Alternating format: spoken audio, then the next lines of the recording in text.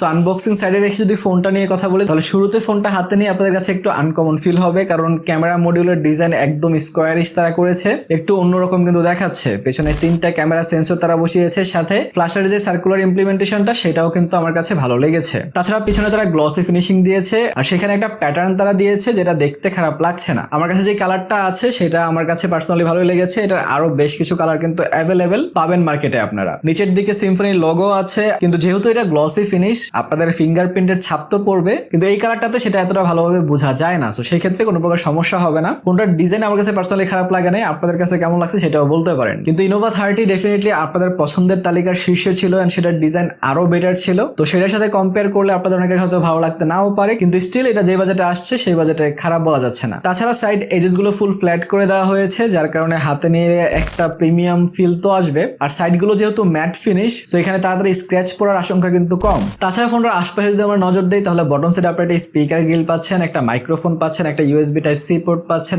And পেয়ে যাচ্ছেন একটা headphone jack. And headphone jack অনেক ইম্পর্টেন্ট। রাইট সাইডে আপনারা volume rocker and power button পাচ্ছেন, আর পাওয়ার বাটনে কিন্তু ইন্টিগ্রেট করে দেওয়া হয়েছে ফিঙ্গারপ্রিন্ট সেন্সর। আর ফিঙ্গারপ্রিন্ট সেন্সরের যে পজিশনটা সেটাও খুব ভালো জায়গায় ছিল, এন্ড এটার যে স্পিডটা সেটাও কিন্তু আমার কাছে ভালো লেগেছে। আমি যতবারই এখানে ক্লিক করেছি আনলক হয়ে যাচ্ছিল, এন্ড কোনো প্রকার মিসম্যাচও আমি লক্ষ্য করি নাই। এই বাজেটে আসলে যেরকমটা আমি আশা করেছিলাম ফিঙ্গারপ্রিন্টে সেরকমটা আমি পেয়েছি। লেফট সাইডে আপনারা একটা কমপ্লিট সিম ট্রে পাচ্ছেন, যেহেতু সিম কার্ডের পাশাপাশি একটা মেমোরি কার্ড ইউজ করতে পারবেন। কিন্তু টপ সাইড এইখানে আপনারা খুশিও হবেন আবার হতাশও হবেন, বিকজ অফ টপ সাইডে আপনারা একটা নয়েজ ক্যান্সেলেশন মাইক পাচ্ছেন। এই বাজেটের ফোনে নয়েজ ক্যান্সেলেশন মাইক এটা ভাই দেখা যায় না কোনো ফোনে। সো এই ফোনে দিয়েছে, তার জন্য অবশ্যই একটা বড় শাউট আউট পাবে সিম্ফনি। কিন্তু এখানে স্টেরিও স্পিকারের জন্য সেকেন্ডারি যে স্পিকারটা লাগে সেইটা নাই, তার মানে এখানে সিঙ্গেল স্পিকার দেওয়া হয়েছে, স্টেরিও স্পিকার দেওয়া হয় নাই। এই বাজেটে আমরা স্টেরিও স্পিকার দেখতে পাই, কিন্তু স্টিল যদি এইটার সিঙ্গেল স্পিকারের সাউন্ডের কথা বলি, সেটাও যে খারাপ ছিল তা না। সাউন্ড কোয়ালিটি বেটার ছিল, সাউন্ডের যে ক্রিস্পিনেস সেটা ভালো ছিল, এন্ড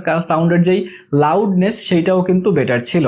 আমি একটা সাউন্ড ডেমো দিচ্ছি, আপনারা শোনেন এন্ড ডিসাইড করেন যে এটার সাউন্ড কোয়ালিটি আপনার কাছে কেমন লেগেছে।